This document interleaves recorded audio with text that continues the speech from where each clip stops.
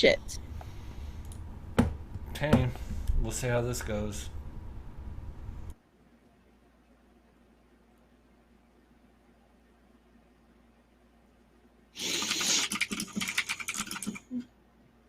Are we back?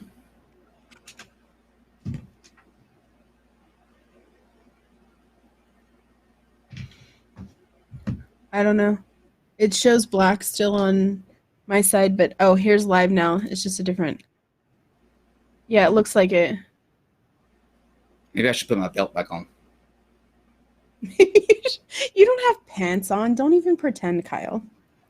I know, but I could just put a belt on. Yes, you were talking about Prophet of Zod. I don't know if he's in the chat. You said you saw him in the chat tonight. Yeah, he said, hey.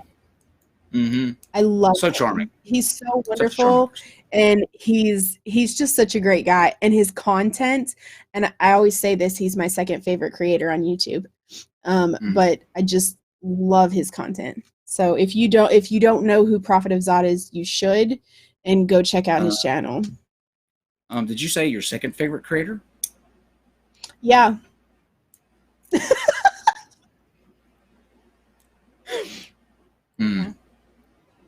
I see how it is.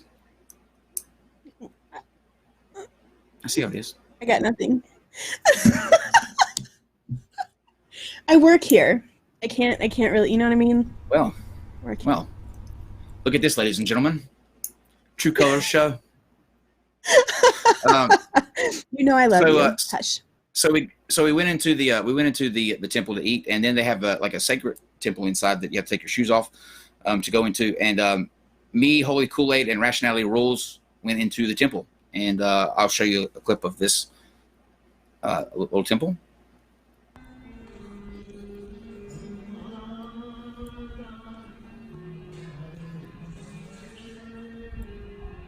Look at that. See, I need a throne like that. Amazing.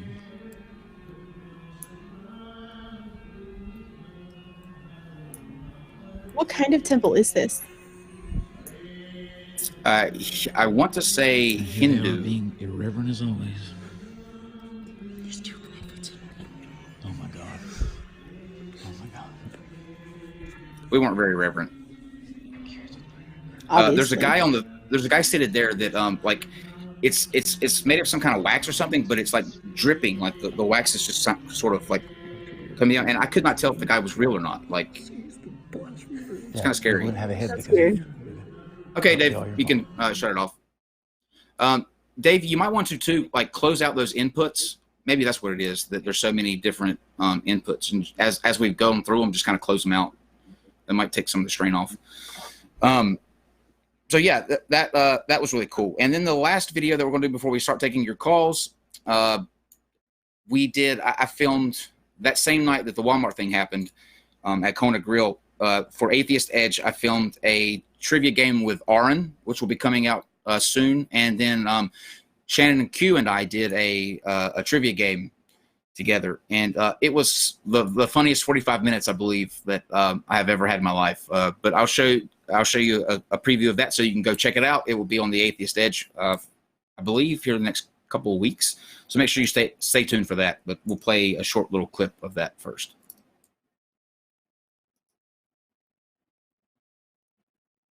No, make this one. Whatever she wants. Make this one time that you. I'm the problem. You can do. I'm the problem.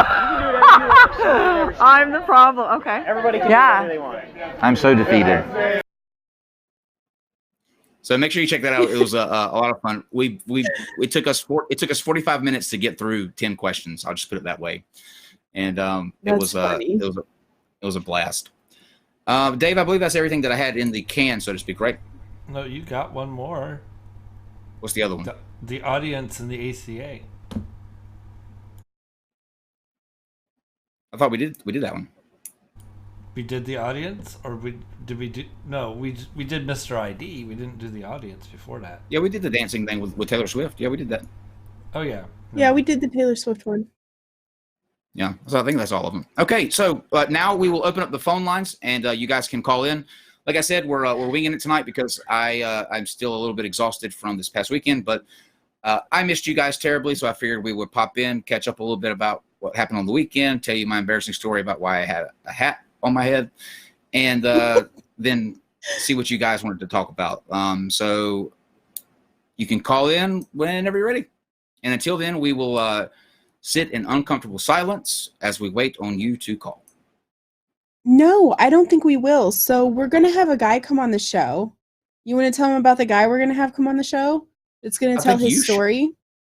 Well, actually, we have two things that we should tell. But you should first tell them about who's coming next Tuesday. We have a caller. Next Tuesday, Andrew Seidel is coming. And if you don't know who Andrew Seidel is, he is a lawyer. He's an attorney for the Freedom from Religion Foundation.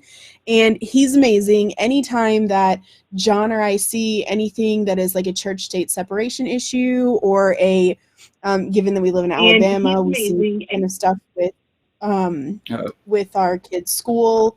So when we see stuff like that, we talk to Andrew, and the FFRF, he's always on it. So he is actually coming out with a book, and I'm a terrible person because I don't recall the name of the book right off the top, but it's about the fact that that the U.S. is not a Christian nation. It's a separation of church and state issue kind of book, and it's coming out on May 14th. And he has 14 hours of interviews on that day. So we're having him next Tuesday, which is May 7th. So we've got Andrew Seidel. I'm trying to see if I can find the name of the book real quick. The name of the book is The Founding Myth. Thank you. Why Christian Nationalism is Un-American. And so we're very happy to have him. I will tell you about the next guest that we're going to be having maybe Thursday if we can work it out after we take this call. Who are we speaking with? Hey, my name's Mitch. I want to warn you, I'm a couple glasses into some rum tonight. But Kyle, Casey, Excellent. I love the show. But I do have a criticism that I wanted to bring up. Actually, the last time you guys had a call in. So the biggest, again, I love the show. I don't watch a lot live, but I generally try to watch the show pretty much every night you guys have one. But the biggest criticism I have is that you guys seem awfully biased when it comes to everybody talking over each other. Where you'll have, for example, one of the last debates you guys had with, oh God, who the hell was it? I don't remember who it was, but one of the last debates you guys had over Flat Earth. Everybody, both parties were talking over each other constantly, but it seemed like you would only get on the Flat Earther about, hey, you need to quit it, like stop talking over each other, yada yada yada. But then the same shit happens on the normal people side, and but there was no call out, no like, hey, you need to stop. Very seldomly did that happen, and that's honestly my biggest criticism of the show. Sure. Well, I think it's a fair criticism. I do try to be as fair as possible. I remember, like, if you go back to the Fight the Flat Earth debate and Nathan Thompson, I had to get on to Fight the Flat Earth more than I did Nathan Thompson, and in that. And it depends on number one, to me, like what is being said when they're interrupting, and like where the conversation is going. Like usually I try to be as fair as possible. There are some times where the flat earther has maybe said something that's just so outrageously dumb that I don't care to hear anymore, and that the information is so bad that when somebody does break in to sort of like get it back on track, they're just trying to correct them in what they're saying, and so I just let it pass. So it's to me it's an on case basis, but I do try my best to be as fair as possible when that's when I can. Well, and just that's like fair. And I see a lot in chat, people are saying, well, I've seen him correct on both sides, and I have as well. I don't know, it just seems like there is more of a bias towards the normal than the flat tard or the flat tards. Well, I am biased. There just seems to be more of a bias there. Well, I am biased. And like from my perspective, because I do watch like the Flat Earth Day night, I don't watch all of the Flat Earth stuff, but like when Godless Engineer is moderating it, and even this weekend, I heard him get on the Fight the Flat Earth and whoever that dipshit it was that he was talking to. So I mean, I I mean, I know that they get on both people Yeah. sometimes, but I understand your perspective. Yeah, it's a fair. That's a fair criticism. I mean, I think I could always do better, but I do honestly try to be as impartial. Like mainly for me, it's not so much that like who's doing it. It's the fact that I can't listen to two people at one time, and I try to like put myself in everybody that's watching's place, and I want them to be able to hear both sides. There's just no way to do that when everybody's talking over each other. But there are some days where I'm just like so tuned out because I've heard so much utter bullshit that I don't care. Let them go. Fuck it. But you only hear the same data so many times before you stop caring and listening to what they say.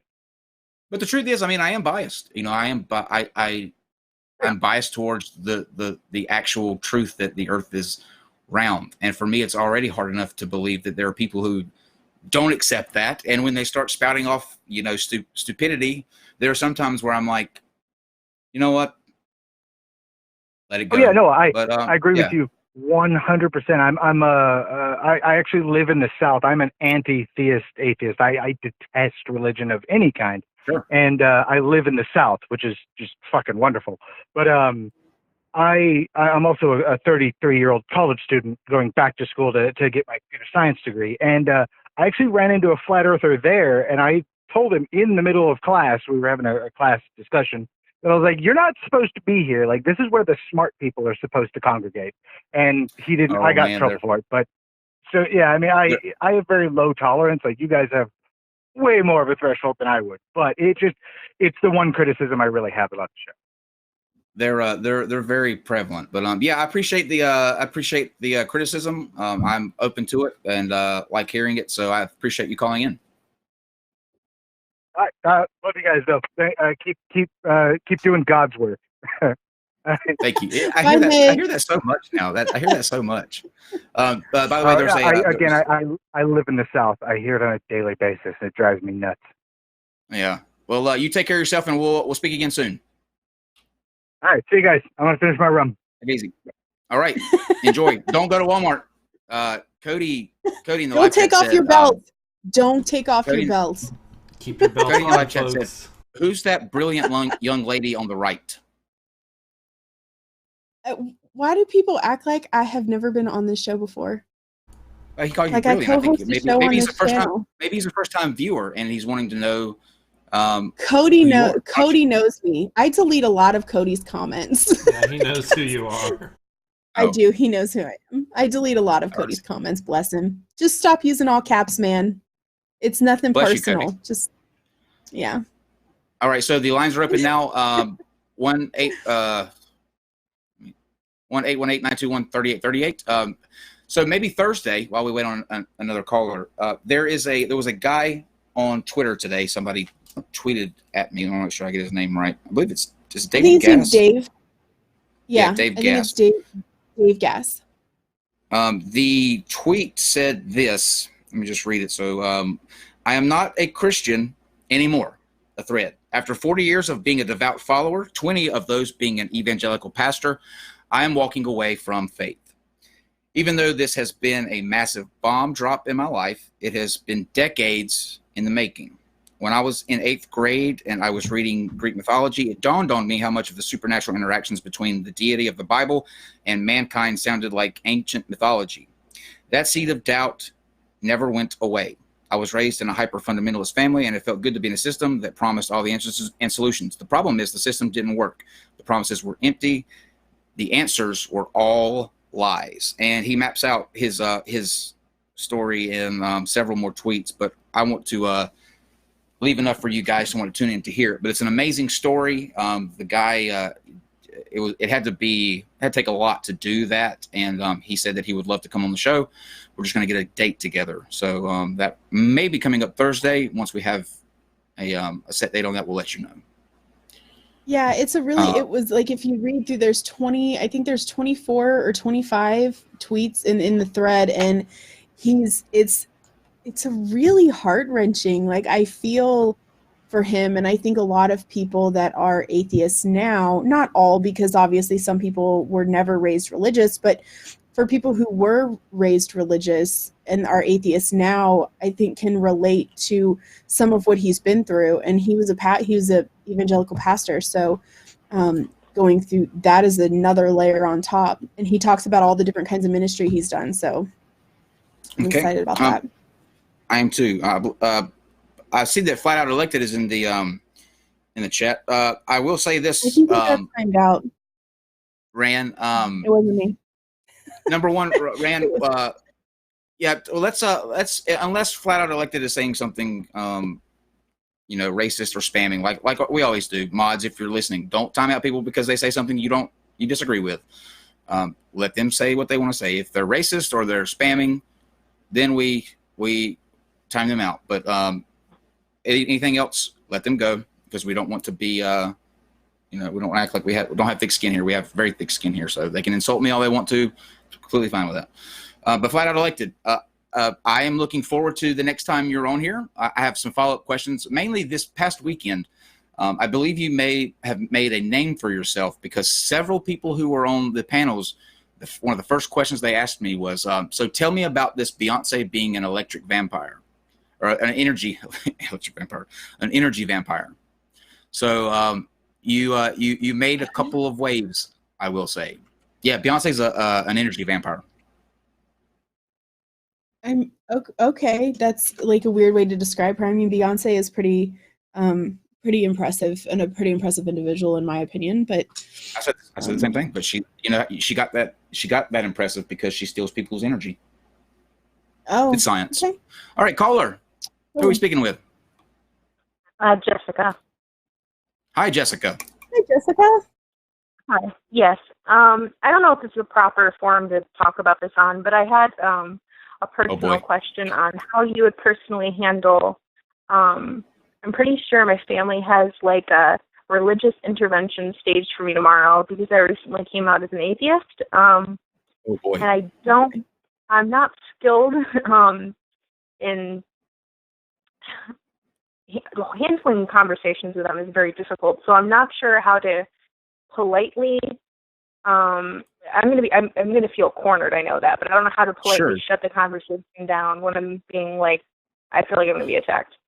The best thing that's number one. I'm sorry that's. I hope that's not the case. I hope that that doesn't happen.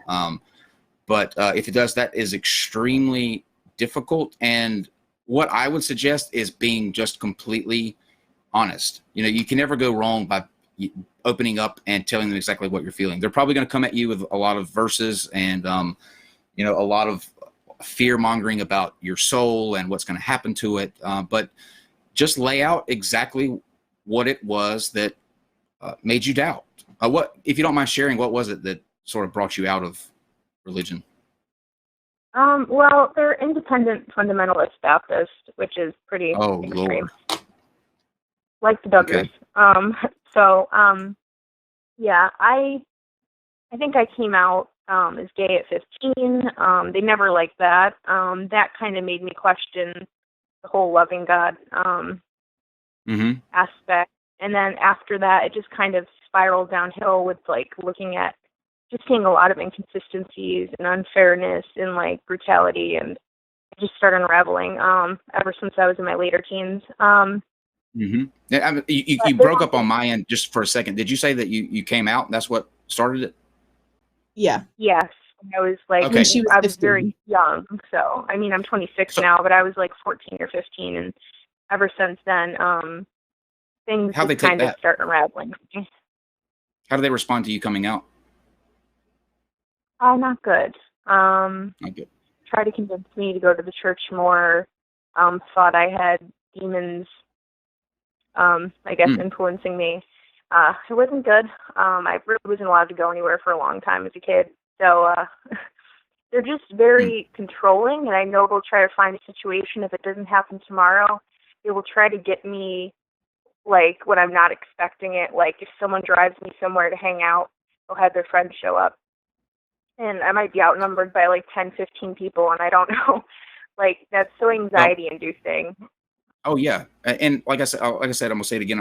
I'm sorry that you had to go through that with coming out too. I know how you feel in that situation, and I know how how traumatizing that can be. But remember this: you are you said you're 26. You're a 26-year-old person now, and you don't have to stay anywhere you don't feel comfortable. If you have a bunch of people that are ganging up on you and not willing to listen to your reasons about why you doubt, or not willing to let you be who you are, leave.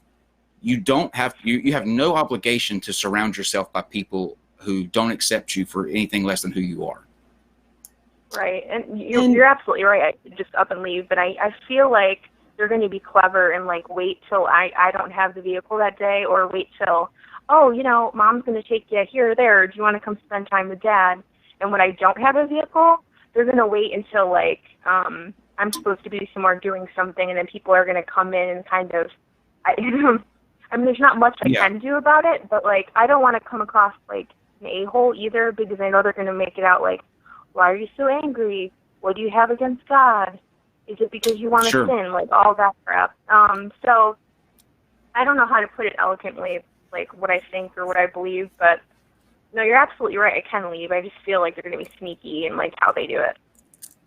Casey, what were you going to say? Well, I have a little bit of experience with this because I have family who, had family and who is religious, and they used to try to talk to me about religion a lot and give me Jesus books and all kinds of other things to read and to change my mind. And honestly, the best way to handle it is to try not to be emotional about it. And that may sound a little callous, but try to separate your emotions from the situation as much as you can, and just explain to them that, you know, this is how you feel and what you think, and that you respect their freedom and their rights to believe what they want to believe, and you simply ask them to respect you and your decisions, whether they agree with them or not. And you know that if you try to separate the emotions, then they can't use that against you. Like you were saying, they can't be like, why are you so angry? And I know that that's a really hard situation to be in, because I've been there. Never with that many people at one time. And that seems like a horrible thing to do to a person. And I'm really sorry that you're concerned about having to go through that, because that can be really stressful. But if you try to separate your emotions out and just be really straightforward and, like Kyle said, honest, and just tell them, I respect you, please respect me, and try to leave it at that. And don't budge an inch. Don't let them take any sort of ground from you. You have made a decision, and you should be able to stand by that. Don't let them play with your emotions. People who the way that I see it is that people who truly love you and truly love you for who you are don't resort to things such as like trying to gang up on you or attack you or corner you. So don't give them an inch. Don't budge 1 inch on any way that you feel. Be honest with how you feel. Tell them truthfully how you feel and why you don't subscribe to this, but don't let them take an inch from you during this. This it's an attack. I mean, that's another word for it. It's a complete pretty attack. much. And don't let them make you feel less than. You're not less than. You're not less than them because you don't believe. You're not a worse person. And the way my mom always puts it is, don't give them your pie. Don't let them make you feel bad about the way that you feel and the way that you think. Exactly. Yeah. Do you think I should go down I don't even know if I should bring up the things in the Bible that I think are atrocious, or should I kind of stay away from that and just say, oh, I don't believe because X, Y, Z, and leave it at that? Or like, if they're talking about how loving God is. Unless they bring it up, I wouldn't bring it up, because unless you're prepared to argue that whole thing out to its conclusion, and that's an endless road. It is. There's no conclusion to that. You don't have to justify it with a reason. You owe nobody a reason for why you feel the way that you feel. There are things that made you doubt. You pursued that doubt, you found what you believe to be the truth, or not enough evidence to believe, but you don't owe anybody any sort of explanation, especially the people who are, number one, didn't accept you years ago when you came out being who you are, and number two, are willing to then again corner you to try to pressure you into believing in God. You know what? You could just say to them, I would be like, is this something that you think God would approve of? Do you think that Jesus or God would be okay with me agreeing to go to church or agreeing to believe again because I have a group of people ganging up on me? I don't think he would. You know, it's got to be genuine. Well, biblically speaking, that would be fine. That's generally how they did it. So, I mean, I'm just saying. Yeah. Yeah, I feel like they would be like, oh, absolutely. God wants us. It's our job to like bring you back into the fold. Yes. But yes. They think that they're doing something from a good place. Right. And I understand it's good intention. Yeah. Yeah. Well, but it's not healthy. I mean, it's not healthy at all. What do you think? How would you answer it? When like, who are the people that's going to be sort of coming in after you? Your parents, aunts, uncles, friends. Like who's going to be a part? Who do you think would be a part of this? My mother, my sister, definitely, because she's more of a zealot than my mother ever was.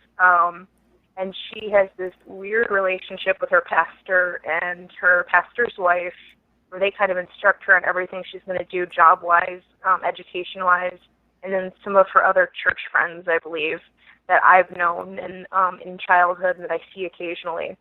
And I feel like that's probably who it's going to be made up of. I wouldn't say, maybe not 15, but I would say at least 8 to 12 people.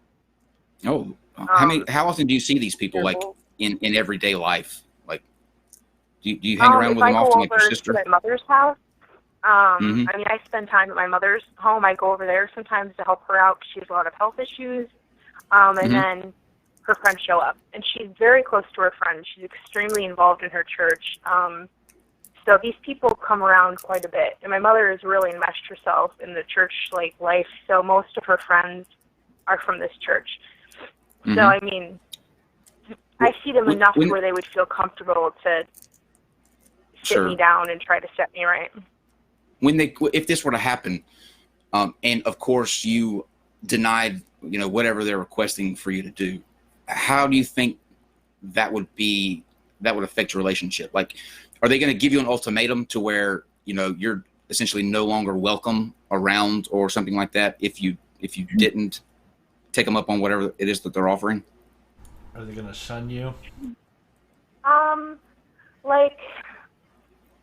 I don't know. I think it would definitely limit our relationship. I think it would definitely destroy my relationship with my sister. And my mother would probably have, the bare minimum to do with me. And how do you feel about that? It's bad enough, we don't agree on anything to begin with, so it's very selective. Our conversations have to be very, thought out.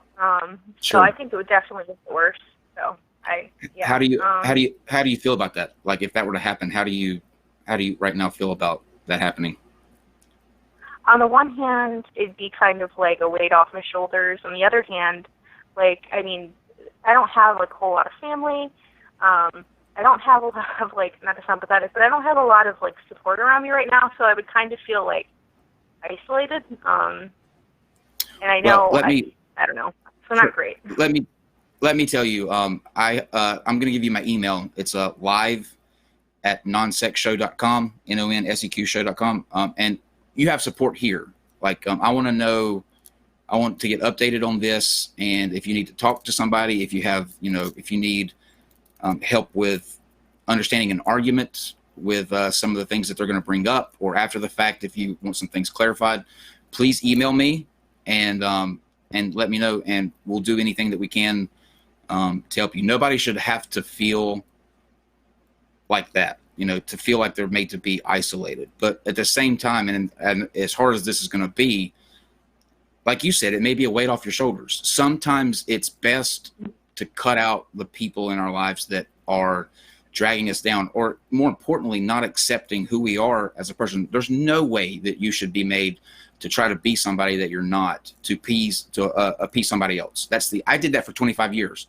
I pretended to be somebody, a straight guy, that I wasn't. And it was the most exhausting and taxing thing. And when I got out of that and came out and cut the people out of my life that needed to be, I never felt better. Like you said, it was just like a weight off your shoulders. But don't live your life for anybody else other than you. You cannot do that. And you have to be you. And life throws these curveballs at us, and sometimes it sucks. That's what religion does, is it forces people to choose the fantasy over family in a lot of cases. And that's the most heartbreaking aspect of religion. And I am, from the bottom of my heart, so sorry that you're having to deal with that. Nobody should have to deal with that. And I'm on Twitter, G_Caitlin, and you can message me anytime. My inbox is open on there. I refuse to accept, I refuse to do what my family wanted me to do in regards to religion, and I lost them. So I do have experience with this, but, and it can be isolating. But I found a group of people online in our community that I'm part of right now that have become my friends and my family. I mean, Kyle married me and John. And so like, and you know, these people, they've become my family, and they're wonderful people, and there's a community here. So you don't have to worry about being alone. Absolutely. You are not alone. Thank you. Yeah, I'll definitely, if I have any more questions, I'll reach out. That was really helpful. Absolutely. So there's please and let me know how, if it happens, let me know what happens with it, and we'll bring you on and you can give us the full rundown. But like I said, don't hesitate to contact me or KC, and we'll put you in contact with people that can help in every aspect of a situation like this. I mean, there's people like KC who's been through it, and we will absolutely be more than happy to do anything we can to help pull you out of that. Okay, thank you.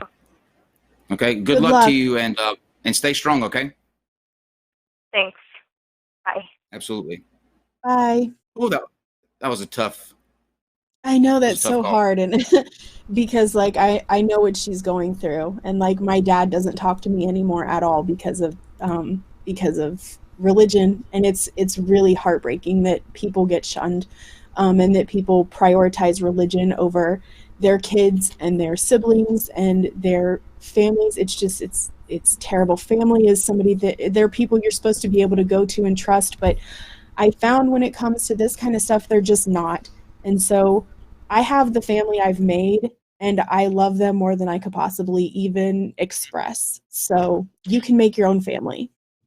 And it's genuine too. Like I noticed that this past weekend, you know, you hear a lot of people sometimes say, you know, well, we'll do anything we can to help. And like in this community, like everybody means it. Like we do this because we love what we do, and we know exactly how real this threat is. And please, anybody else that's feeling this way too, if you're having a certain situation, you know, similar situation, please contact us and let us know, and we will do anything we can for you. But this is the reason why I am an anti-theist.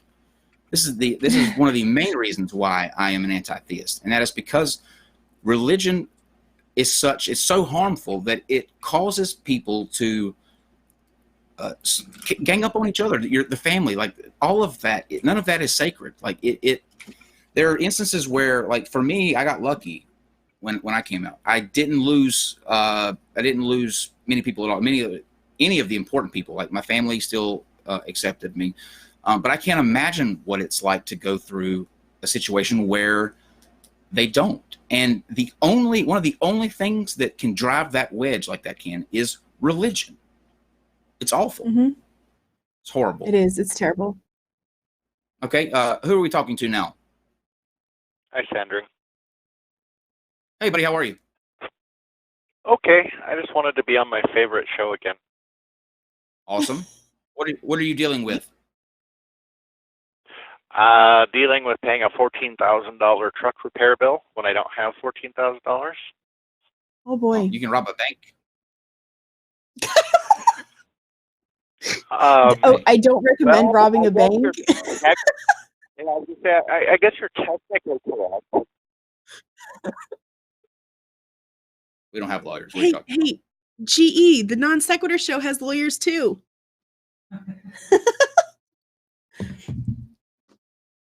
It's snowing in Montana. I saw that. Oh. I saw that picture. Yeah, I saw that picture. That's a pretty picture too, by the way. I'm getting tired of snow for this year. It needs to be I hate done. snow. Well, come to Alabama, so I North have Carolina. It's hot as fuck here. I just I drove by you, kind of, sort of, kind of. You cut out on me. What'd you say? Yeah. Oh, I said I kind of, sort of drove near you. I was just up in Liverpool, New York. Oh, that's nowhere near me. Well, you have to go It's like 8 hours away. Sort of, yeah. Okay, look It's at where I closer than actually. Montana, Kyle. That's true. Exactly. That is true. You do live in Washington. Where I live. Yes. So Yes. I'm kind of What do you wondering. You said you have a $14,000 truck repair. Why wouldn't you just get a new truck? It's a big truck. Because a new truck was $180,000. Yeah, it's a big truck. Oh, it's like it. Yeah. Oh, okay. You drive a truck. Yes, semi. Okay, Kyle I'm made my sorry. cool little, yeah, really awesome. Okay.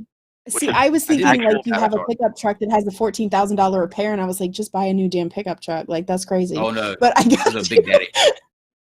Okay. Yeah, no, but one of these is like $180,000. Well, I guess you can get a kind of stripped down one for more like $130,000. But if you want all the cool bells and whistles to make your Okay. life, since you live, What did you do to it exactly? It's all started with an injector going out in the middle of nowhere, Canada, and over the course of the next 4-ish miles, a lot of other things went wrong with it as well. So it was. I was stuck in Great Falls for 10 days while they tried to fix it. They ended up having to replace one of the 3 camshafts in the engine. There's a diesel particulate filter that is outrageously expensive. That ended up being $5,000. It was just nasty. What language is that? Diesel particulate. What language is that? It's. I guess technically it's European language because that's where the technology kind of sort of came from. Oh, sounds like a foreign language to me. Diesel particulate. Anything to do with an engine or cars sounds like a foreign language. They're like, I blew a head gasket a couple weeks ago and didn't realize how crazy expensive a head gasket is for something that sounds so. Oh man, it's so bad. It's never the part though. It's always the labor. Like the head gasket for an average family car is probably $50-$60, but getting that thing in there and out of there, that's like $600-$700 of labor. Oh no, the head gasket. Like if you look on Amazon and just want to order the head gasket part, it's almost $2,000. What the hell kind of car do you drive? Yeah, that's the head gasket cost for the head gasket in my engine. I got a used 2008 BMW, just 325. Several years ago. It's a Beamer. Yeah. That's why. Yeah, it's cost me more. Like the parts for the thing have cost me more than the actual car did. It's crazy. But like I'm gonna have to.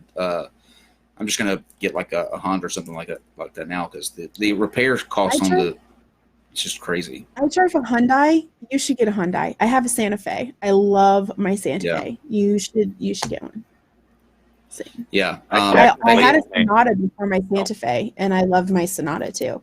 Another thing too is whenever I go to the mechanic, they they'll list off the things that are wrong. And the first time I did this, when I just said, yeah, go ahead and fix whatever, because you want it to operate. I went back and my dad was looking at the bill. It was like half of the stuff on there didn't need to be fixed. And I don't know shit about cars, you know what I'm saying? So when I go, I'm just like a sitting duck at those, it's like sucker across my forehead here. So I'm just going to go with something simpler and the parts don't cost out, crazy for. Because when I looked at I was like, a head gasket. Oh, I'm thinking gasket, right? Which are the things that you use to seal things off, like in a refrigerator gasket, that goes around the lip of it. And I'm thinking, oh, it's just some rubber piece. It can't be anything. And then I saw it was like $1,900. I was like, what the fuck? The problem is metal. BMW. Yeah. BMW is pretty expensive for parts. Not quite as much as a Yeah. Kenworth, though. Yeah, but it was an old BMW too. It's not like a I don't know. It's just crazy. But you stay warm up there, sir, and I appreciate you calling in. Have a great rest of the week. I You think too. we Good will. luck with your truck repairs. Yeah. Well, it's done. It's been repaired. I'm out running Oh. again. Oh, it's just the bill.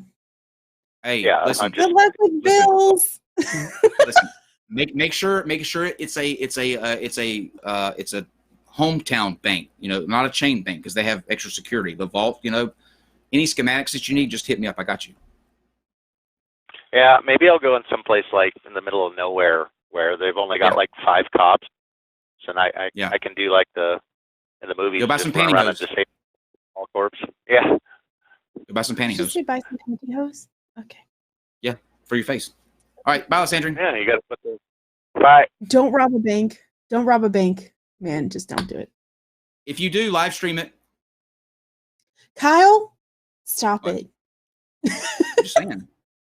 That'd be like the stupidest bank robber ever. I live streamed my bank robbery. You know what though? I just have a guarantee big homing device on my car. If I Google that right now, I can probably let's Google that. I guarantee you that's happened before. Let's see here. Live stream bank robbery. This is how dumb people are. I guarantee you that's happened. Miami Uber driver streams bank robbery and kidnapping on Facebook Live. Unbelievable. People are idiots. I mean, Kyle, people eat Tide Pods. Like, look at that! I can't believe that. Look, there's like 20 videos of people live streaming bank robberies. Oh my God, people are so dumb. Caller. Yeah, that's me. That is you. What's your name? My name is Mac. I'm also from Montana. You're getting all the love from up north. Nice. There's only like 8 of you in Montana, right? Total. Yeah, just all the 8 of us that live in Circle, Montana, of course. So what? No, but I was actually calling about the girl that had called previously about her family. I actually have experience in that. I thought I'd give what helped me out. Sure. awesome. So, kind of my background, I used to be a youth pastor, and it was kind of hard for me when I came out, especially because my entire family is Christian and everything, and they did the exact same thing. Anywhere I went, they would kind of try to ambush me, and I think I was a lot better prepared for it because I'd gone to school and everything like that for school, for theology and things like that. But the best thing that helped me is you can go to the Bible, and a lot of times, even Jesus, if you look at him, everything that he talks about in it is about love. And, the best verse that helped me out was 1 Corinthians 13:1. He says, "If I speak in the tongues of men and of angels, but have not love, I am only a ringing gong or a clanging cymbal. If I have the gift of prophecy and can fathom all mysteries and all knowledge, and if I have absolute faith so as to move mountains, but have not love, I am nothing." And a lot of times that shuts people up right away. Did you say waning dong in that? Yeah, I wish I did, because I wish you would have said that. I believe in Greek you could get it to there somehow, but no, it's a ringing gong, like a Ringing cymbal. gong, Kyle. God damn. It's a waning It's dong. okay. I understand. I'm so sorry. Oh man, that's hilarious. No, you're good. Oh, there's no Freudian slip here. Everybody does. I'm always thinking about dong. That's not up for discussion. Who isn't, man? Sorry. Who isn't? Sorry, you're in the middle of some really good advice, and I totally proceed. Carry on. No, sorry. I was just going to say that's what helped me out.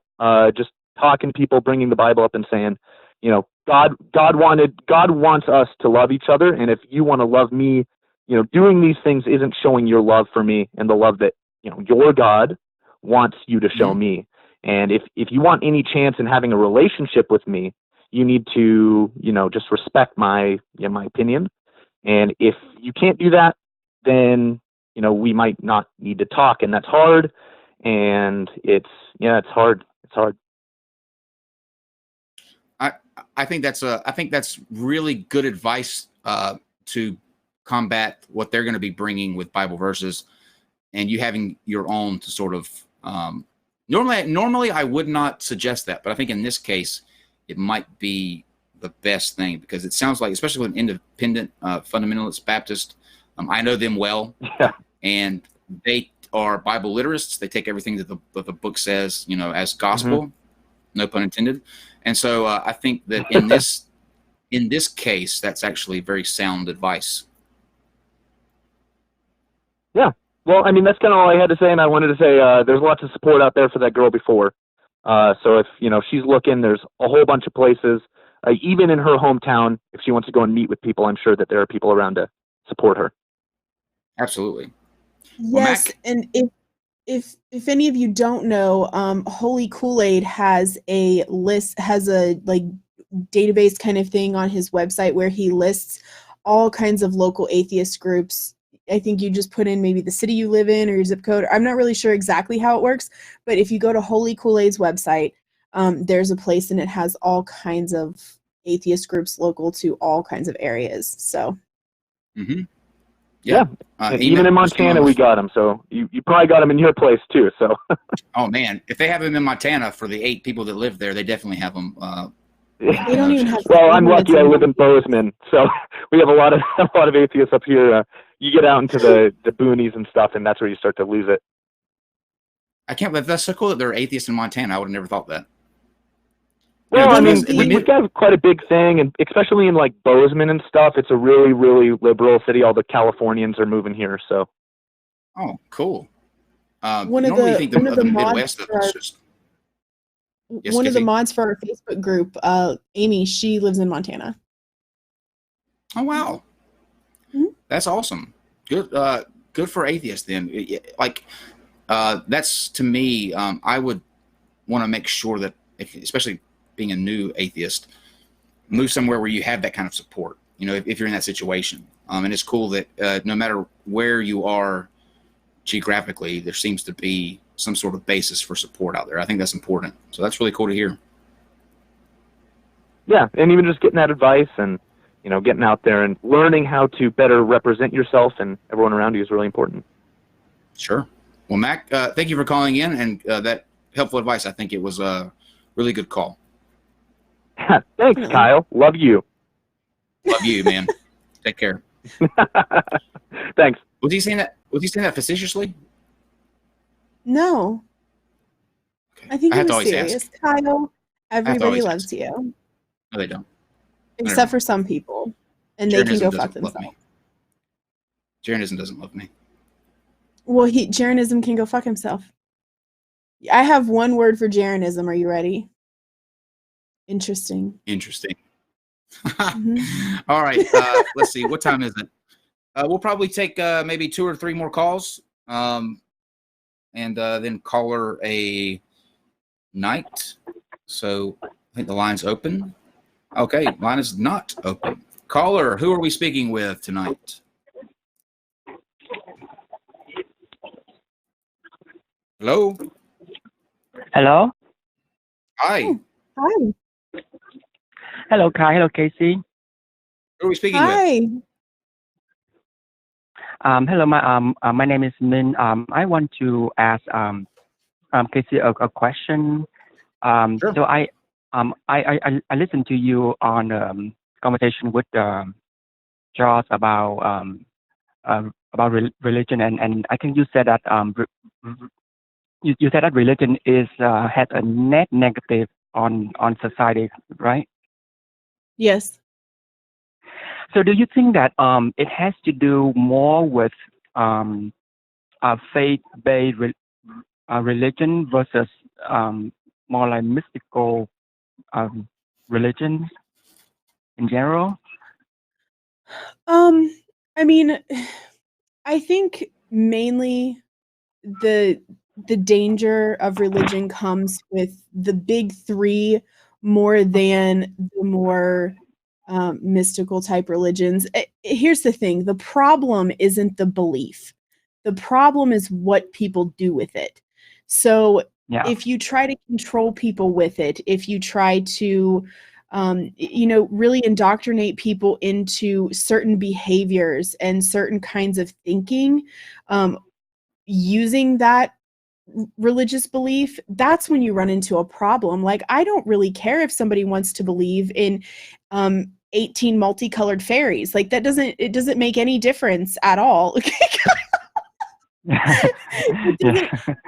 It's not believing that is the problem at all. It doesn't, to me, I don't care if somebody wants to believe in God. If you want to believe in Allah or Yahweh, which to me they're both the God of Abraham, same God.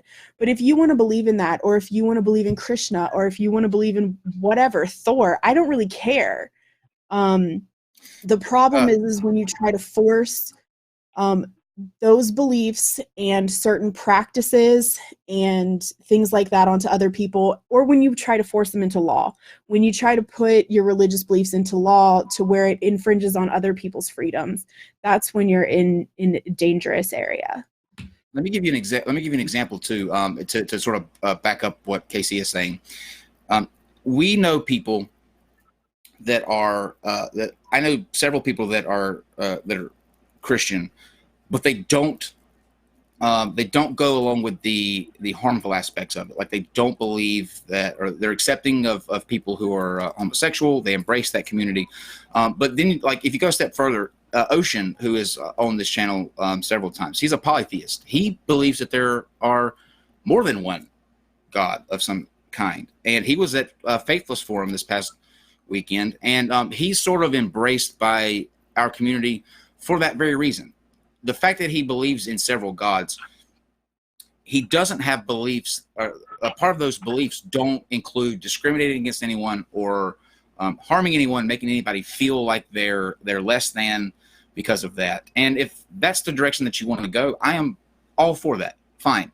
When your beliefs start to infringe on my existence, or you vote people in who believe these things and they start enacting law, or or you try to indoctrinate and emotionally, right, or indoctrinating and emotionally damaging children, like that's a problem for me. Yeah, believe in whatever you want, but keep it to yourself. Believe in whatever you want. Practice it for yourself. Don't try to push it off on other people. Don't try to shove it in anybody else's face.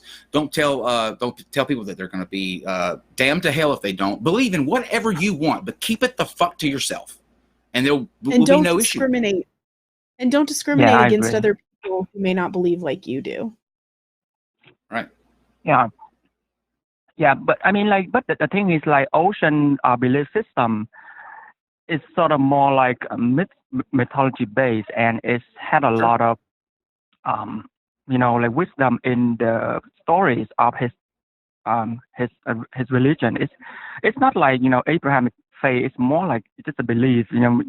It's more like correct belief, not the right action. So that's but his religion all the think, same, though, right? His religion all the same. He has a belief that he holds to, just like it may be, like you said, it may be more the stories are more mythic, like the ancient Greek mythology stuff. But to him, like, it's real. So it's still religion, however you cut it. It's still something that he believes, in thoroughly. Well, and I want to clarify. I still think it's ridiculous. Like, I mean, Ocean, if you're listening, sorry, but like, I still think it's ridiculous. But I don't think people like Ocean are dangerous. I just there's a difference. There's just a difference. Mm-hmm. Yeah, but Casey, I think even if, let's say, even if somebody who are in polytheist system who believe in the literal stories of Odin, for example, if we read the story, there are lessons that people can learn from, and it's not really like a faith-based sort of, like, you have to believe this or else. I get what you're saying. Like more like stories that have moral value. Yeah, I think it's more like folk tales that have moral lesson to learn from, whether or not you believe in it. it's not like Christianity that you have to believe. You know. Do you have any beliefs? Like, are you atheist, or do you have a belief system that you adhere to? So I grew up in a Buddhist family. So I consider myself a Buddhist, and I read I read the Hindu text as well. So I draw my daily life based on the story in two traditions. Yeah. Okay.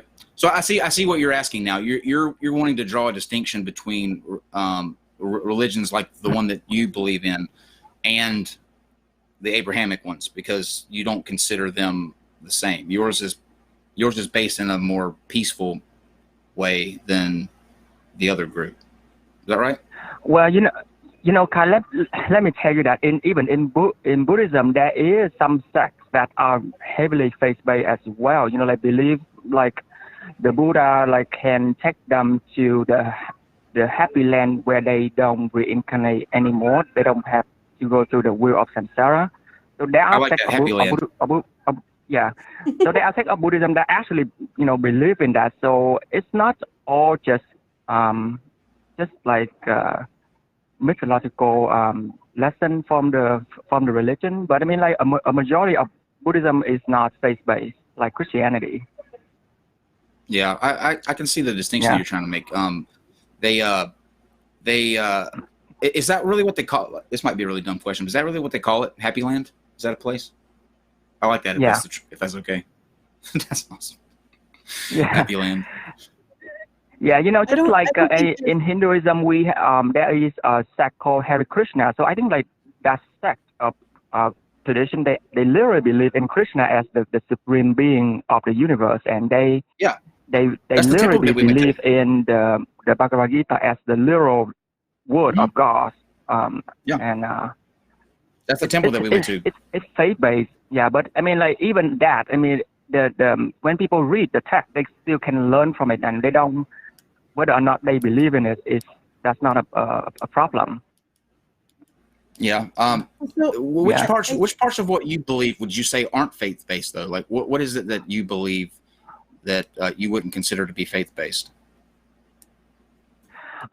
So in Buddhism there is a practice called 5 precepts. So basically it's some ethical conduct derived from the Buddha teaching, like do not hurt sentient being, do not I get that. I'm sorry to interrupt you. But yeah, the pillars are that's, I understand that's the way that you try to adhere to your life. But like when it comes to a deity, like in what reverence do you hold the actual Buddha, or is there a deity that you sort of either pray to or you ask to bless things? Is there a deity at the helm that you sort of follow? Well, I used to believe, I used to pray to the Buddha and the Bodhisattva, but now I don't anymore. So I guess I'm more like secular, secular Buddhist. Yeah. You're just going with the principles of it. You're just following the principles and not, claiming to be here because of some deity or worshiping a deity. Correct. Yeah. Okay. Yeah. So you got to have the faith. You got to have faith. But I will say that there are people that do hold the Buddha in great reverence. Correct? Yes. My parents are one of those people. They literally believe, they literally pray to the Buddha and for blessing, and they really believe in reincarnations. Okay, perfect. So that takes faith to believe that. It takes faith to think that you're going to die and come back again as something else. That's a faith thing. I mean, yeah. It does take faith, but I guess I see story, like people claim, like this kid remember his past life, etc. So my parents read those stories, and that's why it's reinforced their belief. They don't just believe it because it was passing down on their same thing happens parents with Christians, or grandparents. Same thing happens with Christians. Christians have an event that happens in their life that reaffirms the things that you would consider them have faith for too. There are all sorts of stories about near-death experiences, seeing things happen, praying for something, and it turns out that just happens to coincide with something that they think is the answer of that prayers. So there are instances of that faith having things happen that reinforce their belief as well. But in order to believe that you're going to come back as something, or that there's a deity up there that you're praying to that blesses things that you ask for, all of that is faith. And in that context, there is no difference between the Abrahamic faiths and the ones that you're speaking of now. Yeah, I guess because when I hear the term faith, my thinking is like you believe in something without anything to back it up. Yeah. And maybe like even like some Christian, I think like they believe in the resurrection of Jesus because they sort of like they search to history, and then they hear the claims about this evidence and that evidence, so that's why they believe. So I think and I think like hell and heaven is that they are absolutely faith based. Yeah, I agree, 100%. Yeah. But there are aspects of like the Buddhist faith too that are equally as faith based. I mean, you see that, right? Yes, I used to be like that. So yeah, I do agree that there are some aspects it's faith based. So like I think reincarnation is one of that, and karma is also one of the faith based as well. Hold on. Karma's true. Oh my God, Kyle. Yeah, I mean like I've seen karma, and it is a bitch. Yeah. You need to talk to Anthony Magnabosco about karma. I'm kidding. It's a credit score thing. It exists. Credit karma. That's a free plug for you guys, by the way. Well, did you have anything else that you wanted to add? No, that's it. Thank you so much for taking my call, guys. Yeah, thank you for calling in. Great question. Thanks for calling. Thank you. Yeah. Thank you, Kai. Thank you, Casey. Bye. Very good question, I think. But yes, I believe that faith is a requirement for pretty much any religion. I don't know of any. I can't think of any religion off the top of my head that doesn't require some aspect of faith.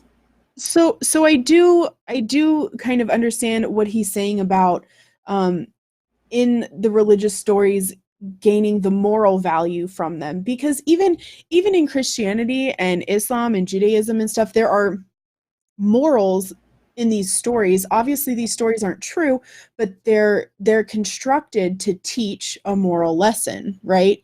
But you don't need a religion for moral stories. So I mean, my major problem is that they're just not realistic. But, and I mean, obviously also the morals I think are bad in a lot of religious stuff, but there are like, don't kill people. Like, that's a good moral. I mean, except the Bible says don't kill people, but then kills a lot of people. So, neither here nor there. But you don't need religion to get morals. But I understand what he's saying, that you can gain moral value from some of the stories. That is true. Sure, and it depends on which stories. Absolutely. But as a whole, I wouldn't go to the Bible for any sort of moral compass. As a whole, I would not. No, I wouldn't either. No. I think if you ask yourself this question, is what I'm doing having a harmful impact on people? Yeah. Or a not harmful benefit or effect on people? And I try to do the least amount of harm. And I think if you ask that question to several instances in the Bible, you'll find that quite the opposite happens. It's usually have you heard Dan Barker talk? No. So Dan Barker, if any of you don't know, he is the guy who runs FFRF, and he came to Alabama to talk at the University. Was it the University of Northern Alabama? Yeah, and John and I went to see him talk, and he talked about, he was debating a theology professor at the university, and he talked about how we create morals in society, and that morality is based on doing the least amount of harm. And it was a really interesting, it's a really interesting perspective. It's something I hadn't really thought of before, because the professor kept asking him, you know, where do you get morals from if you don't get them from, you know, religion? And he was like, well, it's based on harm. Will this do harm? Yes, this is bad. Will this do harm? No, this is fine. You know what I mean? Absolutely. So he judges things based on amount of harm. And so I think that I think it was really smart. I adhere to that. That's exactly how that sums up perfectly my belief system. And yes, Dave. I was just gonna say I love Freedom from Religion Foundation. I love that whole group of people. They're doing so much for the atheist. I hate to say community because it's loose knit collection of people, but they go to legal bat for people all the time. Yes, they do. Yeah. We do a lot of good work, and if you can afford to become a member of FFRF, it's not that much. I think it's like, what is it, $50 a year, or something like that, 75. I don't know, but if you have the extra cash on hand, being a member of FFRF is well worth it. We've been members for years. Here's the other thing, like the theists will point a lot of times to like we didn't really have a moral system until the Ten Commandments, which is that number one is bullshit, because the Hammurabi's code was well before that, and three of the 10, like you only get 10, right? Let's start there. You only get 10 of these things to build a sort of moral framework. 3 of them, the first 3, I believe, are about the God himself, that he's jealous and that you shouldn't have any others before him. There's nothing about gods before him. How about not owning people as property? How about not raping people? None of that makes the list. Yeah. But the I am jealous and I don't want to see you with any other gods. That's important enough to make the top 10. Get out of here. That's no moral framework. Also you can't have idols. Don't forget that you can't pray to any other idols. You're not allowed to say God's name in vain, and you have to remember to keep the Sabbath day holy. So I mean, those 4 before the 5th one, which is respect your mother and your father. Yeah, which is, I mean, and the don't covet your neighbor's property. Like no jealousy. Number one, depending on how you take that, there's some jealousy that is absolutely bad and harmful, but jealousy too can be a good motivator. Like if you see a product and jealousy's motivated a lot of people to be the success that they are today. You know, that too is a form of like, I just don't think that all cases of jealousy are necessarily a bad thing. I think you can be motivated to really build on something from jealousy. So I don't get it, but slavery, rape, nope, not in the main 10. So that tells you where the priorities were. Slavery, the Old Testament is littered with slavery. I mean, John and I just did, we're in 2 Samuel. For those of you who don't know, Godless Engineer and I do a weekly Bible podcast, and we started, the book is called The Daily Bible, and it's 365 days. And what they do is they break it up and they do the Bible chronologically.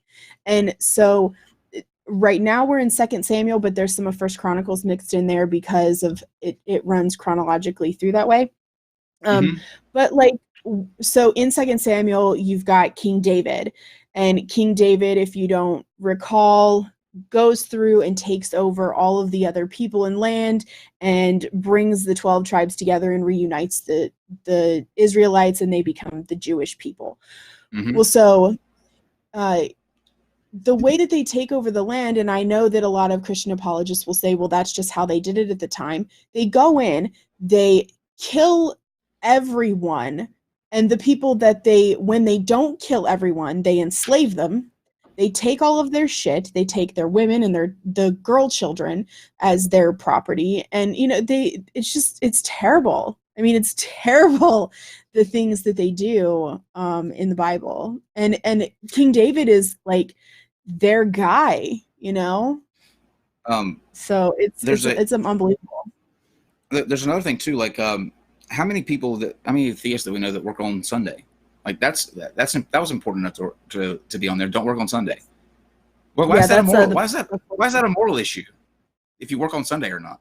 Did you know they used to put people to death back then for that? Yeah. They would Yes. literally kill you for working on Sunday. Yeah. Is that moral? But they thought that they were being moral by enforcing an immoral law. And it's not just a job either. It's like cooking or touching a pot or doing anything that resembles work. Sticks. They literally would kill you for that. Is that a moral? Is that a moral society framed on the Bible? I don't think so. And I defy anybody to tell me that it is with a straight face. Somebody tell me. How about that poor bastard that tried to stop the Ark of the Covenant from falling over, and God just smote him? Well, that poor guy. How about the thin-skinned, bald-headed guy that heard some kids calling him Baldy, and God sent she-bears down to tear him apart? Mm-hmm. Is that moral? Yeah.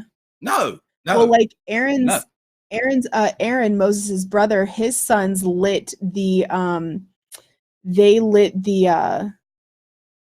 incense burners with the wrong fire, and he killed them with like fire. They were like engulfed in flames and were killed. What was the wrong fire? Kind of cannabis? What kind of being? No, they just didn't use the fire that was from the altar. What kind of being is so insecure and callous that he forces one of his most devout followers to hold his son down, thinking that he's going to have to sacrifice his son to show how much he loved that deity? If God knows everything, doesn't he already know that Abraham's going to do that? Why make him go through it? Why make his son have to endure that? And number two, hold on, let me get this one.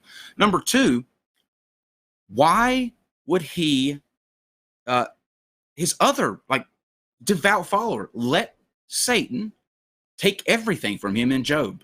Let him strike him down with sickness while he just sits back and watch, knowing that he's not going to break, knowing that it's not going to happen. He lets him do it anyway. That is a sick, twisted mind to do that. Mm-hmm. Anybody that looks to that for some sort of moral compass is fucked in the head. I mean, just to be straight up and honest, just fucked in the head.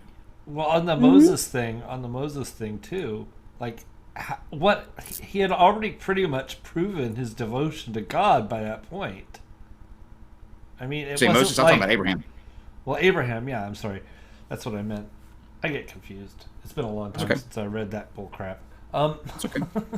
But it was, he'd already done so much up to that point. Yes. And it's like, how much more proof do you need, Yahweh?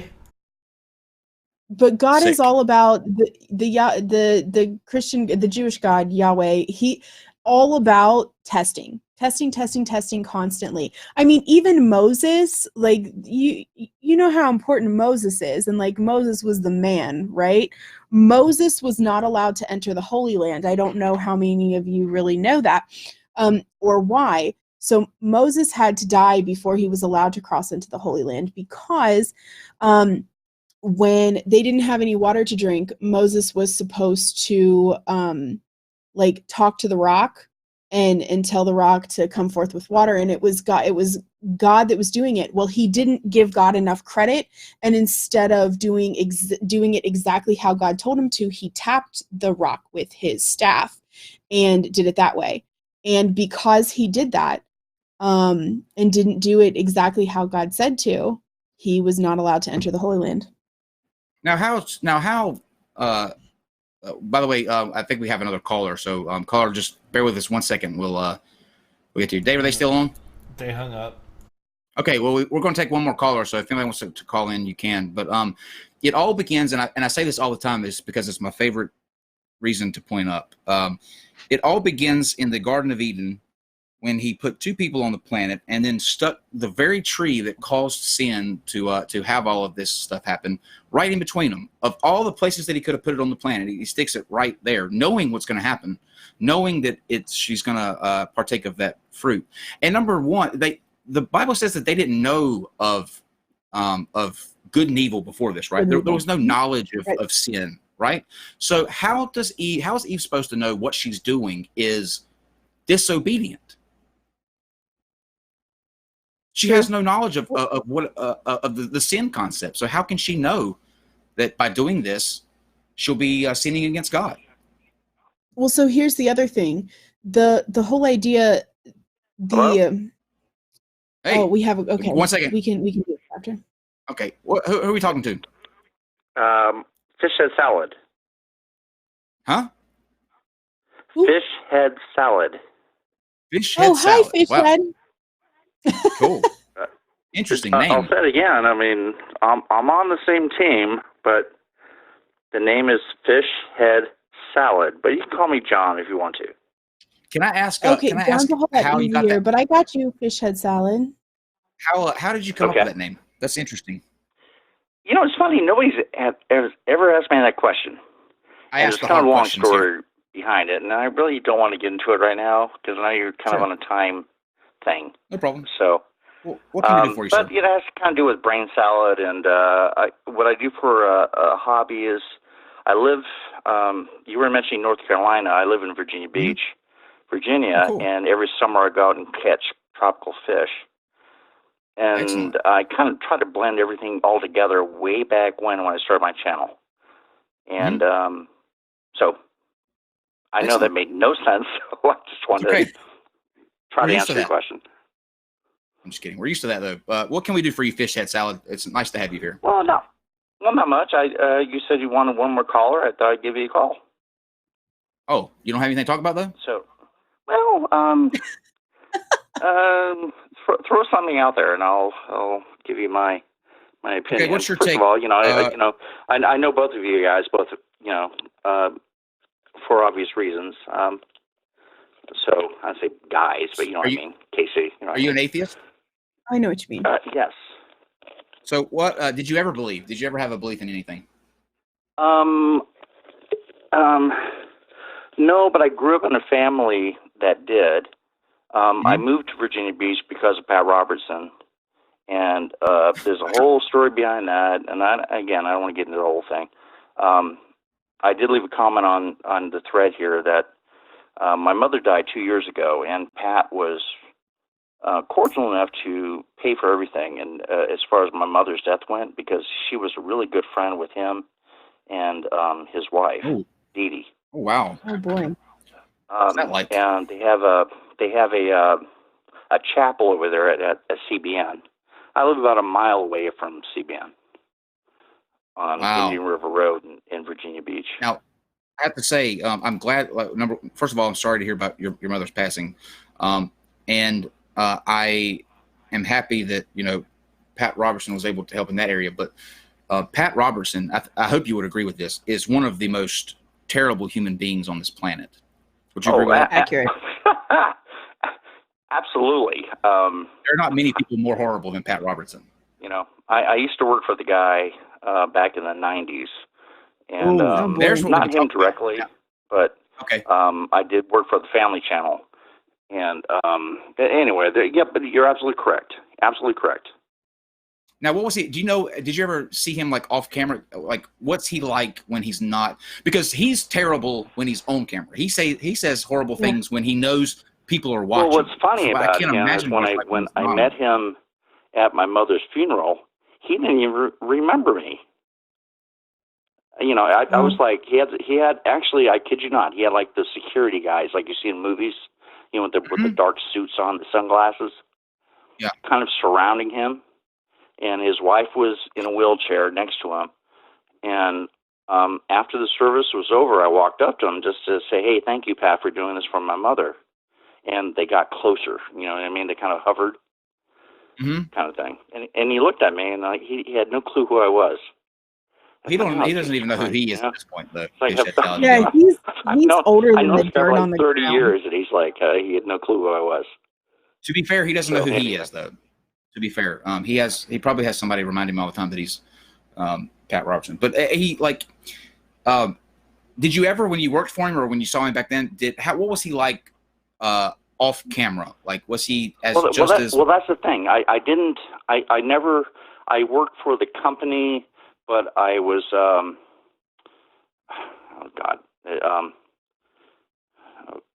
fuck me. What's happening? I worked for the company, but I was a freelancer, I guess. So me and him never had interactions. But my stepfather I'll tell you his name. His name was Dick Thomas, and he was Pat's #1 guy back at the time. And I mean, those guys, you know, he was like, my stepfather was a total drunk. He got fired from CBN twice, rehired twice, and he eventually he passed away as well because because of his drinking. Right.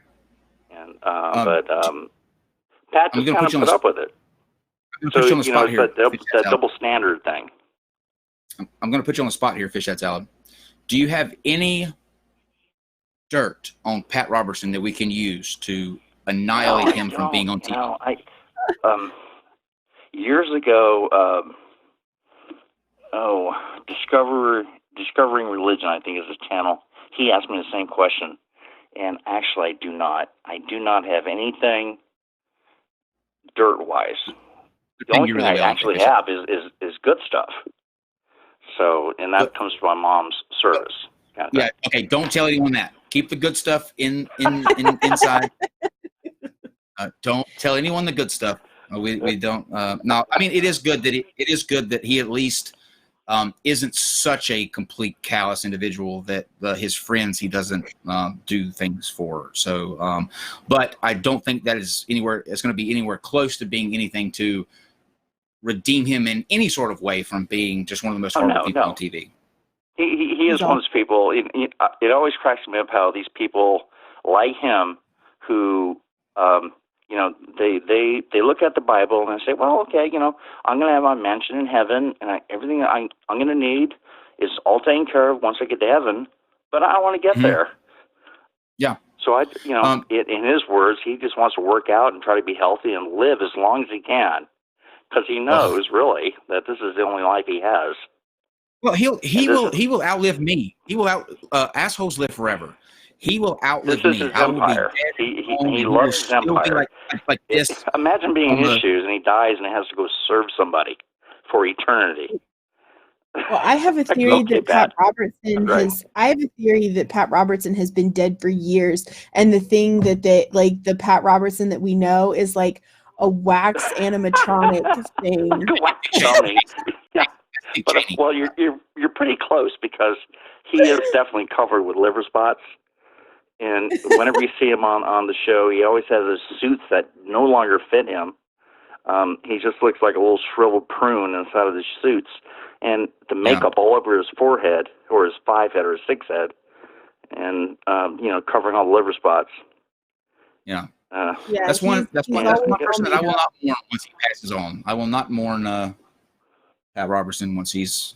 Oh, I won't either. I'm actually kind of interested to see what happens. I mean, I always say that, you know, the shit doesn't fall far from the asshole, and he's got his sons, and he's got his daughters. So, you know, I'm assuming Gordon's going to take over everything over there. But Casey, I don't want to correct you, but that you're thinking of Dick Cheney, of the animatronic person that refuses to die. That's Dick Cheney. No. Yes, it is, Casey. Well, either way, it's the same. It's the same scenario. Yeah. Pat is like, I'll be 90 years old in a year and a half from now, and well, I'm still trying to live. It's like, why don't you try to die? Just try to die. Wouldn't that be better? Hold on, I'm trying to see. I'm trying to see if somebody. I don't know anything about. Oh, what did Pat Robertson do? Okay, that's a good question. Let me read off a couple of Pat Robertson's best lines here, just so that everybody knows who we're dealing with here, because I think that's a good question to ask for somebody who may not know what. Make sure you include the fact that hurricanes are caused by gays.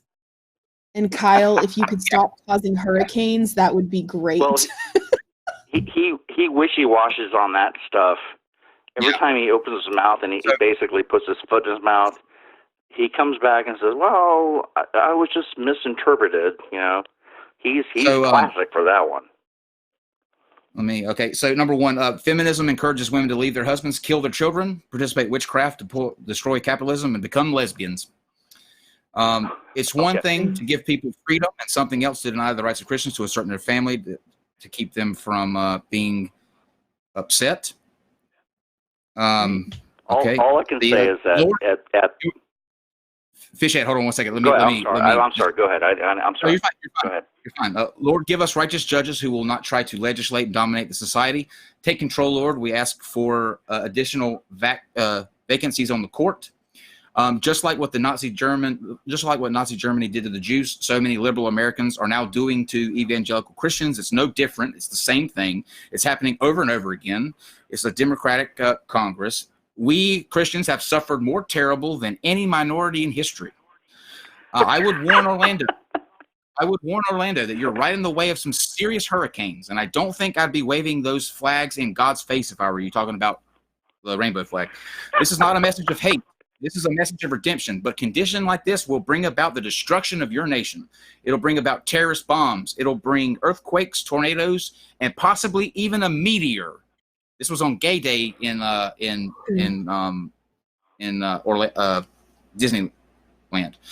He then said, maybe we need a very small. I can only assume that his own prostate is bothering his urination at this point. Well, he then said, maybe we need a very small nuke thrown off on Foggy Bottom to shake things up. He's talking about nuking the state. Foggy Bottom, that's North Carolina. I know. Yeah. Like now, here's his views on adultery. Now, doesn't the Bible say about adultery that you're not supposed to do it? Well, here's what he says about that. Like it or not, males have a tendency to wander a little bit. What you want to do is make a home so wonderful that he doesn't want to wander. I think I actually saw that one. I think I saw that one. And this is all part of. It's women's fault. I've had this argument with my Christian wife many times. It's like that part of the show, they call it Bring It On, where the Christians, give comments and he's supposed to answer them. And he never answers them. He just says, like, stupid shit like what you just said. That's what he does. He doesn't know. He doesn't have the thing is, he doesn't have a filter or on what he should like. There's something, if he wants to say something, he doesn't know the way to say it without sounding like he's just completely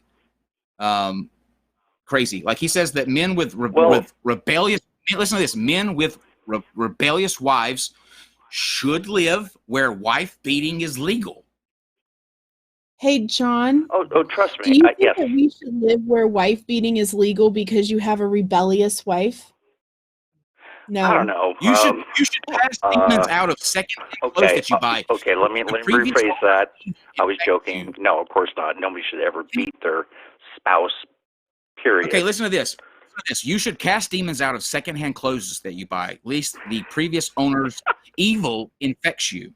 God punishes people for having too much education. Women just discovered porn and quite possibly sex. Beware scamsters in religious guard. The government is gearing up to round up Americans for unspecific reasons. Abortion is a lesbian conspiracy. Atheists are trying to steal Christians to make you miserable. Or I'm sorry. Christmas. I'm sorry. Abortion is a lesbian conspiracy. Like does he not understand that two women can't get each other pregnant? Listen to this. The earthquake punished Haitians for overthrowing slavery. Oh, the Satan thing. Yeah. So I don't know if you know. I can't speak for the guy. I really can't. All I can tell you is I can tell you my own personal experiences, but short of him like just yakking off the jaw and just saying bullshit stuff to people on his show, I can't really speak to that. You know what though? There are people who find this guy, they have a reverence for this guy. There are people that look to this guy.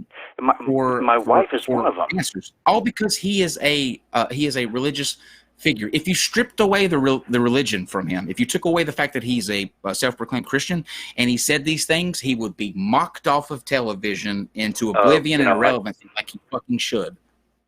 I was watching Jesus Christ Superstar tonight. It's one of my favorite movies. I watch it all the time. But there's a one line: strip away the myth from the man, and that's exactly what Pat is. Pat has put himself above God. He thinks he is just like the shit. I have to ask like a sidebar question because you said something kind of interesting and we sort of went past it. You said that your wife is one of the people who like thinks he's awesome, and you've mentioned a couple of times in the call that your wife is a Christian. How do you like me personally? I could not be in a relationship with a person who is religious. How do you deal with that? I had this conversation a couple years ago with Wildwood Claire. You guys are familiar with her? But anywho, it's the same question, and because it's one of those deals where when I met her, I was in my 20s, and she was smoking hot looking, and to this day she's still a model. She just got done doing a model gig, I think 2 days ago, kind of thing. We have taken upon ourselves to kind of push our religious. She does not look at my channel. She does not look at my videos. She, she goes to church. She does what she does. I do not go to church with her. We just kind of have taken it upon ourselves to set that part of our life as a separate thing. Good for you. And because we know when we start talking about it, all we do is end up in an argument. Sure. So we just take everything else we have on the outside of the religious part, and we try to focus on that, and we get along great on that aspect. I went on a couple dates recently with a guy that was Christian, and we had really good conversations about. I thought it was kind of fun, I guess, having something that's so prevalent and people find so important, and you're able to disagree and have a conversation about it. It was a very interesting back and forth, I think. You kind of have to, if you're going to be in a relationship with somebody, it's almost like asking the same question, like, how can a Christian woman marry a Jewish man? Kind of thing. But so that's similar enough. If you get around that, then if you look at everything else that's good in life today, not after death, then you're kind of good to go. I can see that. Does that make sense? Hope it does. No, I mean I respect anybody who can do that. That's something for me that I know I wouldn't be able to do. But I mean the fact that she's willing to put that's like a boundary for you guys. She is on this side of the boundary and you're on the other side of the boundary, and that works for you. And I respect anybody who's able to do that, because I just know that's for me. Okay, I'm sorry. I keep butting in. I apologize. So rude. It didn't start off this way. It's not like I met her and was like, man, God, you're hot. Because I met her in nightclub, kind of thing, and it wasn't like religion was the top of the priority list. But then years and years later, and literally, it just kind of, she became more and more religious, and I became less and less to the 0 point of religion. Sure. Well, that's okay. But different. But just all the other stuff that was going on, with family and what have you. Right? It's just kind of, we were able to make it work. Been with her now for Fishhead, we're gonna have to say goodbye because we're coming to the end of the I'm gonna call it program in honor of Pat Robertson. We're coming to the end of the program tonight. But we appreciate you calling in and leading us to this interesting conversation. Yeah, I appreciate you guys listening to me yak. So sure, anytime. I mean that honestly. Thanks for letting me kind of rant a little bit. So. It was good talking to you. You too, Casey. So good night. All right. Well, I'll leave it at that. All right. Good night. All right. Good night. Bye. All in all, I think that was a very successful and fun call-in show. Not bad for last minute. We had some pretty deep questions and comments, and good luck to. Sure. We should do a call-in show once a month. We can do that. Mm-hmm. Absolutely. Yeah. Somebody asked earlier about the thumbnail, and then Casey asked about it too before we come on. But I think that if you really think about it, I mean, you're the smartest chat on YouTube. if you really think about what the thumbnail is, you'll get it. Once I explained it, Casey got it, but you'll get it, I think. I believe in you. Okay. Okay, read that one. Fart Rhino. What? Yes, it's Fart Rhino. I'm trying to pronounce this like Farthenia. It's just Fart Rhino. Oh my god. Kyle, you need some rest, man. I need names like John Smith, or it's always words that either I can't pronounce or I'm overthinking about. Like I'm looking at this going Farthino, it's Fart Rhino. Got it. Got it. Okay. Fart Rhino left a super chat with no message. Thank you. Amethyst Trail says, feeling sympathy for the caller who feels like she may get ganged up on. Be brave. Mm-hmm. Oh, man. Conmin Nugan, thank you for taking my call. You're very welcome. Thank you for calling in. And Noah Wilmot says, hoot. Well, I think that was Win. I think that last name is Win. Is it N, like NGY something, something, something? Yeah. Yeah, that's pronounced Win. There's no W there, Casey. Mm-hmm. Huh? There's no W there. Okay. No, I know, but it's pronounced Win. It's pronounced Win. I knew two fellows from Vietnam who pronounce it Win. Do you know that that in school you're taught to sound out the words if you can't pronounce them? Yeah, phonetics doesn't always work. If we did that, it would be Nagayan. Then it would be Nagayan. Right. That's what I said. Thank you, Dave. You're welcome, Kyle. But that still doesn't make it right, Kyle. Listen. I have to go sharpen some knives and take care of this gnat problem that I have. So we have to get off of this call. All right? Okay. All right. That was good. Don't even give me a half laugh at that. That was funny. How dare you? Plus, you need to have some cereal. Well, what can I expect from somebody who doesn't even place me on their top 3 content creators? You are in my top 3. You know I love place you, me Kyle. number 1. You know I love you. Well, my husband is number 1. I mean, I don't know what you expect. Dare you. I mean, my face isn't even static. My face is clear. Speaking of my husband, hey, you want to show him your shirt? Hey, Godless Engineer, can Godless Engineer come on and say hi? Come on in. Hey. He's got Why You So Bitch Made shirt. Oh, I love it. See, everybody, look, you can get your Why You So Bitch Made shirt at the NonSec shop at nonsec.com/. Or you can get the Why You So Bitch Made mug. That looks really good on you, especially with that tattoo coming out of the going all bringing sexy back over here. Look at this. I know, this is Batman. I've got. Hold on. I got Batman, and then. Oh yeah, they can't see that one. Yeah.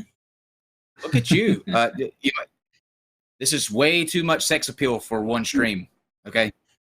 Way too much. Hey, you know what? It's the only. This is the only type of shirt that you have on the store for the bitch made that actually is my size. So I was kind of forced to get that. You know what though? I didn't know this. This is the truth. I didn't know that. Like I had to do.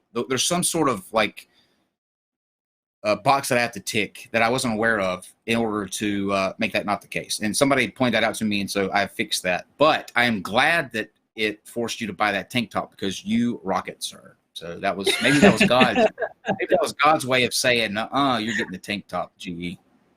Yeah. Obviously, it's God's message. Obviously, it works. Yes. God, I love the fact that God endorses Why You So Bitch Made. Yeah. If he does exist, he would probably ask that of several of the like Standing for Truth. Even God would look at him and go, "Dude, you're just bitch made. Get out of here." It's true. Do you have anything that you want to plug? Anything coming up? Any news that you want to put out there? No, I'm not working on anything right now because I'm trying to finish school. So, I don't have anything going on tomorrow though. Tomorrow on Godless Engineers channel, we have a comments video. Yeah, honey, right?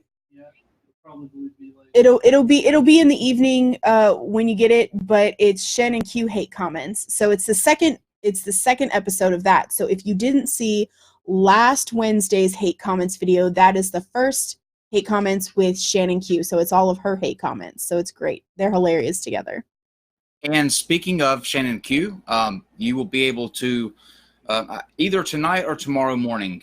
If I get it done tonight, it'll be up at midnight. But if I don't, I'll wait until like 9 a.m. tomorrow morning.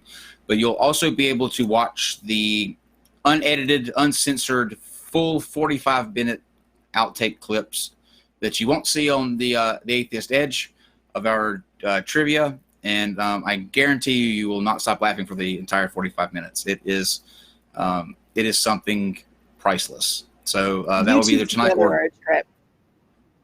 That's what everybody said. They were like by the time we were finished, we had this like there were people like encompassing in it. Like it was. I told her, I said one of the best moments was I said, somebody told me that we were like Regis and Kathy Lee. Kathy Lee is just a drunk airhead, so she didn't like that. But then when I said something about Hoda copy, and she said, "What word is that? Like, what language are you speaking right now?" And I said, "It's not a language; it's Hoda copy." And she went to start cover Hoda copy until I showed her a picture, and I was like, "It's not a what? It's a who." Hoda copy from NBC. You don't know who Hoda copy is either? No. I don't. Sorry. But somebody in the chat is funny. I never heard the word till you just said it there, Kyle. Yeah, me either.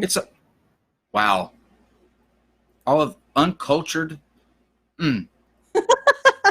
But somebody in the comments said I have a hard time believing Shannon gets hate comments. Then go to Godless Engineers channel and check out the hate comment video from last Wednesday. She gets some really, really brutal. Here's the thing. She started doing videos on a couple videos on Jordan Peterson, and Jordan Peterson fans hate her. It's wild. Do you watch Game of Thrones? No. Oh man, I wish I had somebody on here that I could just like spaz out about Game of Thrones this past Sunday. It was no spoilers, but it was. This is Hoda Kotb. Oh, okay. That's her name. Yeah, Hoda. Oh, okay. I recognize her face. I didn't know her name. Like Yoda with an H, and then Kotb, Kotb. Hoda Kotb. Okay. I thought he was saying photocopy at first. I thought he was saying hodocopy or hodocopy, but like one word. Okay. I didn't know. But anyway, we just need to end this. I know, right? This is ridiculous. I'm just kidding. You need we need like an outro line.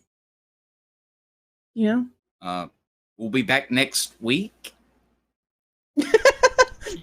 We have opinions. Ukulele? Oh, I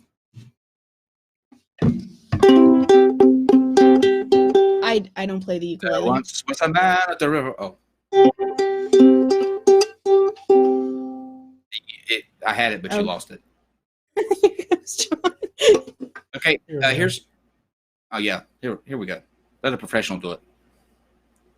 Oh, sorry. Hold on, I'm making it worse. There we go. So just an outro song? Yep.